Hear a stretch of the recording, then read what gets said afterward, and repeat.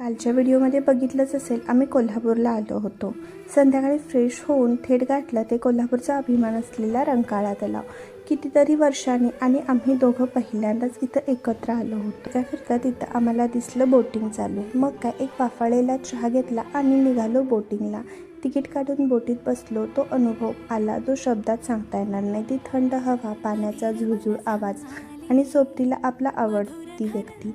आयुष्यात अजून काय हवंय असं वाटत होतं की वेळ इथेच थांबली पाहिजे. बोटिंग करून पुढं आलो तेवढ्यात दिसलं चनाचाट. मग ते घेतलं आणि तेवढ्यातच कोल्हापुरी वेळेवर तावही मारून घेतला. पाण्याऐवजी म्हटलं कोकम सोडा ट्राय करावा म्हणून ते घेतलं आणि तिथून पुढे येताच दिसलं फोटोशूट चालू आहे. मग काय आमचीही इच्छा झाली आणि आम्हीही छान असं फोटोशूट केलं. खूप वेळ फिरलो, गप्पा मारल्या, मसाला शेंगदाणे खाल्ले, शाळेची आठवण करून देणारा रानमेवाही मिळाला.